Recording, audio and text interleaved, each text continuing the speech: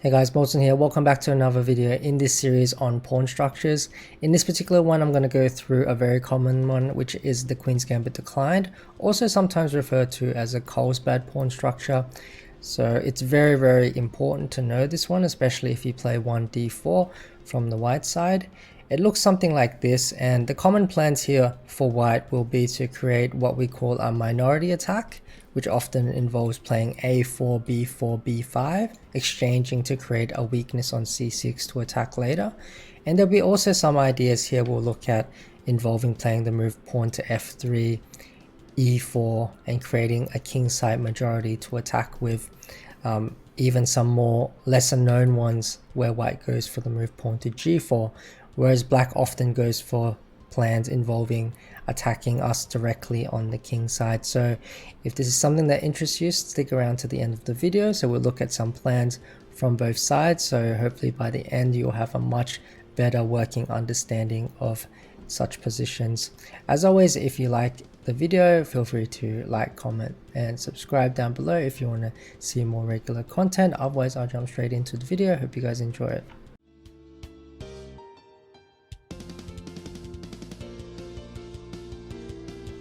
Okay, so I'm going to start things off with one of the most well-known plans in this position, and that is what we call a minority attack.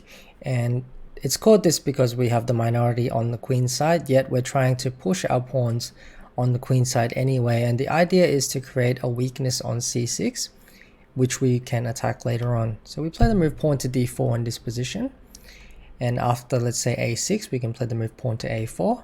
Essentially, what we're trying to do is exchange off our b pawn for black's c pawn, so we have a target to attack later on. So we play the move pawn to b5. If black exchanges everything on the b file, that's fine with us as well, because then black will be left with a weakness on d5 instead. So that's absolutely fine. So in the game, black played the move rook to e8. Here we have the exchange on c6, and we played the move pawn to e3 here. Now white's looking for a way to maneuver his pieces to attack this pawn now. Now what you can also do is try to blockade the square in front of the pawn. So perhaps white is looking at ideas of knight e2, knight f4, knight d3, and then maybe bringing the knight to c5 or the other knight to e5. In the meantime, we see that this light squared bishop is not particularly great piece. So h5. So this is a common plan for black to try and create some counterplay on the king side, because he can't just sit there and wait for white to win the c pawn. So this is very common and the correct thing to do. But as we'll see, the c6 pawn is simply too weak, and white's king side fianchetto pawn structure is just too difficult to break here for black. So we have the move pawn to g4 from white to try and block things up. Black played the move pawn to g5. I think the idea is that if black moves the knight, then white will play, white will play g5 and trap the bishop. So the bishop has no squares actually. So this is the idea here. And also if it goes knight h6, also runs into g5. So that's why he played the move pawn to g5 to try and stop this. Now white's not interested in going to any of the complications because we're trying to just win the c pawn. That's our plan. Knight went back h3, just defending everything on the king side. Make sure there's no counterplay. And then we refocus everything on this c6 pawn. So knight c5. So we're trying to attack this c6 pawn. So now we have the open file. We're trying to bring the rook into one of these squares and double rooks. And we have this beautiful blockade with the knight. So now we're looking for maybe knight b6 as another option if we need. We also fixed this pawn on a6, so it's permanently weak with the move a5. So that's a useful move. Knight e7, bishop f1. They're just attacking these weaknesses here. And eventually white wins, not the c6 pawn, but actually wins the a pawn instead. And goes on to win very nicely with the two knights. The two bishops here just have no scope, so there's no squares here for the bishops to move to, and white just dominates here. Knight takes g5. Nice tactical idea. What's the idea here? So if I take, oh, knight e6 is the idea. So I thought he was going to go rook b8, and then knight e6 is a good move. The idea is that if you take here, then there's some checkmate on g7, like this. So knight e6, we have to move queen f6, and then he captured the queen and played knight c7. And as you can see, a very simple plan here from white, but a very effective plan. So let's have a look at the next plan. So this one, you'll see commonly reached from this opening move order, where white doesn't commit a knight to f3, and he has some extra options if he doesn't do so. And one commonly played plan is to push the pawn later to f3 and e4, as we'll see. f3 here. The idea is to play e4, e5, and maybe play f4, f5 to try and get this majority. Imagine if, you know, black just allows us to do this, how strong our attack will be. Let's say we play the move pawn to e4, let's say black ignores it, we play the move pawn to e5, let's say like this, we take, and play the move pawn to f5. So this type of position is extremely dangerous for black, and this is essentially what white is aiming for when we play this opening. So after the move pawn to f3, black plays the move rook to c8, king h1 was played, a6, we have a3, b5, white played the move knight to f4, attacking the bishop. Could also play other moves like knight g3. Okay, bishop to h4. G5 doesn't work because we have in-between move, knight takes bishop, attacking the queen. So instead we got some trades, but essentially white's idea is the same, so he's just maneuvering his pieces around, and eventually he wants to play the move pawn to e4 at the right time. So we have some more maneuvering, and eventually I think he gets to playing the move pawn to e4. And here we see the pawns in the center are extremely powerful. So white can play the move pawn to d5, pawn to e5, creating a lot of attacking opportunities with for his pieces. So rook to d7 was played. We had to move pawn to b3 in this game. And here we had some tactics going. So white played the move pawn to d5. So the idea being that if black captures everything here on d5, let's say takes, white has the move queen takes f7 at the end. So this is the tactical idea from white. So instead, after the move pawn to d5, black played the move bishop to g4, and the game continued rook to e1, knight takes b3, so it just sacrificed that pawn. But now we see the bishop is actually trapped on g4, has no good squares to return to. So black had to play queen h4 to try and protect it, bishop c2, the knight went back with king g1. Now the bishop has no good retreat squares to go to, so black gets desperate for counterplay, so starts weakening the king position a little bit more with the move pawn to g5. White plays the move knight to d3, and then the knight jumps into e5 with a winning attack here.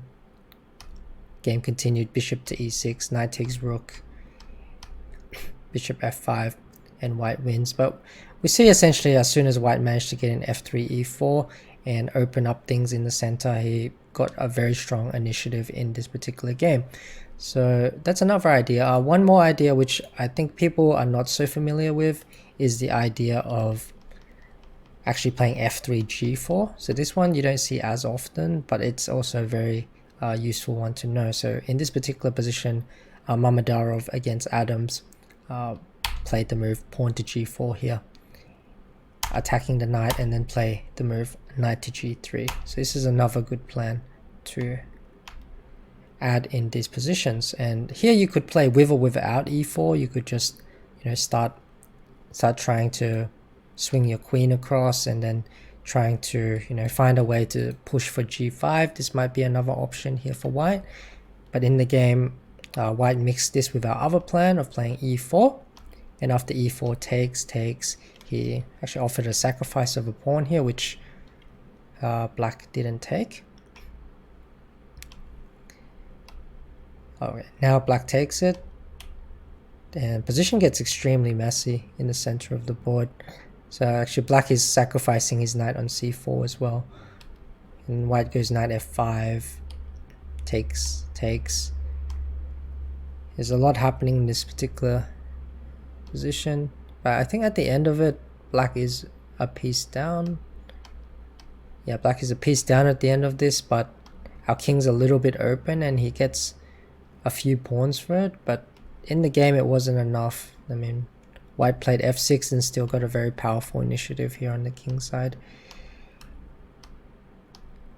So white managed to win this game, even though black has he has a lot of pawns, 3 pawns.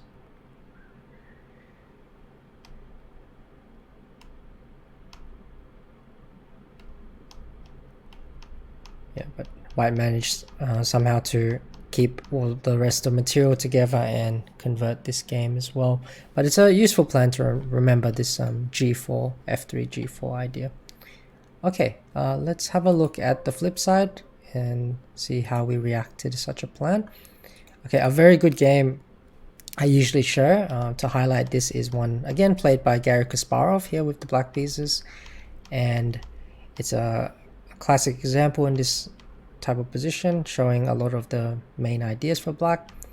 He played the move knight to a6 in this game, intending to maybe play the knight into b4, but most likely to bring the knight to c7. So a3, knight c7, and we see this knight is actually useful for bringing it to e6, and we'll see this plan where sometimes the knight goes to g7, and we can actually trade off these light squared bishops. For black, trading off the light squared bishops is, I would say, generally good. Sometimes the bishop can be useful to defend the pawn, but generally you do want to trade it off. As well as dark squared bishops as well. I mean, black is happy to just trade off. Getting this bishop to the f5 diagonal is also key for black in these positions, because it removes it outside this pawn chain. So here black is able to trade off these bishops, castles, and he uses another idea which is very common in these positions, and it's this tactical trick involving playing the move knight to e4 in this instance. So again, white's going for this minority attack, but at the moment he can't get in b5. We throw in this knight e4 trick, so the idea is that if you take it, we take back with the pawn, and then we attack the queen, and then let's say if the bishop trades, then he's stuck in this fork, so he's losing a piece. And if instead he takes here with the queen, then he loses the bishop. So this is a useful trick to remember in many of these positions. So remember this knight e4 idea if you're playing the black side, because it also trades off the knight, which is a key piece in order for white to play the b5 pawn break later on. So we have the move bishop to f4, knight takes, queen takes, Kasparov plays bishop to d6, offering a trade. And now instead of taking the bishop, Kasparov plays a very good in-between move. He plays the move knight to b5. So the knight on d6 is very, very strong in this instance, because not only does it stop white from playing his b5 pawn push, because he doesn't have any pieces to support it after we play a3, a6, and also the knight is useful for bringing towards the king side later on. So what's happened now is white has essentially got no counterplay on the queen side anymore, because he doesn't have this pawn break with b5, and what we can do is focus our attention on the king side now, which is where most of black's attention should be. He just needed to stop all the counterplay first. So we have the move pawn to h3, and now Kasparov slowly improves his position on the king side and goes for a king side attack and expands his pawns and grabs some space on that side of the board. So here's the move f6, g5, stopping the knight from getting to f4, and now he's trying to expand with h5 as well. So we have the move h5. So he's going for this king side attack now that white doesn't have any counterplay. So queen to b1, we have the move pawn to h4. So the idea is just again to grab some more space, maybe later prepare the move pawn to g4 at a later date. queen c2, and now black plays move pawn to g4 here. Okay, so the idea is that if takes, then we take back with the queen. Maybe we'll go for h3, generate some counterplay this way. So white went with the move knight to f4, and we have queen takes queen, rook takes, and now we crash through on the king side anyway with the move pawn to g3. So a very important move here. So once the f pawn is gone, the rook is able to take on e3, and then black's pieces start entering the game.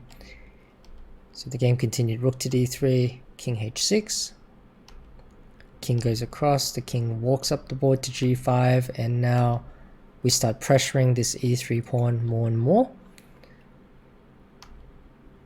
So all white's pieces is just stuck defending this e3 pawn. And now he walks into this tactic knight to b2 and actually loses this a4 pawn instead. Now there's no more counterplay on the queen side for good, and then we just need to break through on the e3 square.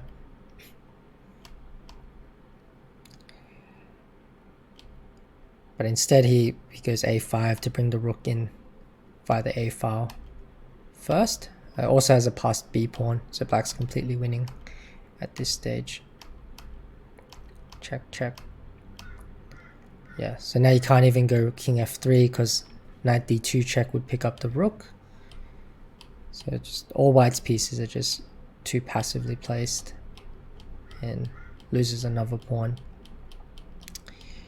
Yeah, and white loses all the pawns, so resigns in this position. So we see a very nice game here for black. He was just traded all the pieces the correct way, and then he got his knight to d6, stopping this pawn advance with b5, and then he started generating, some counterplay on the king side. So last position is a pretty, I would say, famous tactic. You see this a lot in a lot of puzzle books, but maybe the start of it is not shown so often. So again, we have a position here with black trying to go for a kingside attack, which is the plan we should opt for, and white is trying to go for clearly a minority attack in this instance. So we know b4, b5 is coming, so we should generate some counterplay as quickly as we possibly can. That's why black went for the move knight h4 in this instance. And then after the move b4, we have a6, a4, bishop to d7, rook to b1, the game continued, knight to g4, queen c2, pawn to g6, and h5. So black is trying to create some counterplay here on the king side. Whether it's the correct way or not, I'm not sure, but as long as if you're playing black here, you're trying to create some counter chances, that's the most important thing here. So we had captures here. In this position, white should have blockaded, should have played the move knight to b3, and we saw in one of the previous games where the knight came to c5, it was very strong for white. But in this instance, he didn't play knight b3, he played rook f1, which is actually slightly incorrect, which allows queen f6, attacking this pawn with tempo. And now after the move knight to f1, slightly more passive move, it actually gives an opportunity for black to generate some counterplay. So he starts with the move rook to a3, attacking the bishop. So now there's some threats with rook takes bishop, and then queen takes f2, or maybe knight takes f2, then rook takes bishop. So rook e2 is played, and this actually walks into a different tactic where black seizes the opportunity to play this move pawn to c5, which is very, very strong.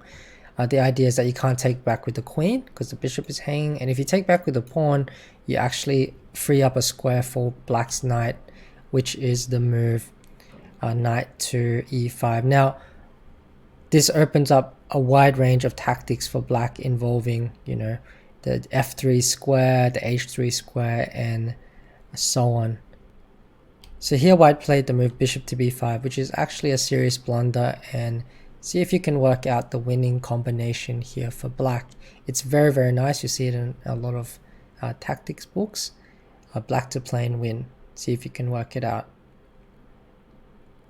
Okay, so for those of you who found the move queen to f3 in this position, well done. It's a very nice move and very difficult to spot because you're threatening checkmate, but after the move pawn takes, knight takes f3, king h1, there's actually a very difficult quiet move at the end that you need to spot, and that's the move bishop to h3 in this instance. And it's just amazing that there's no pieces here for black, which can prevent the move bishop to g2 mate.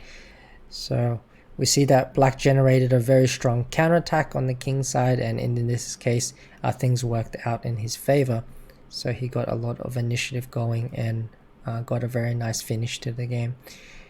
Okay, so that concludes the plans from both sides. If you have any further questions, feel free to leave some feedback and comments down below. I will get to them when I can. I hope you guys enjoyed this video, and I'll see you in the next one in the series. Take care.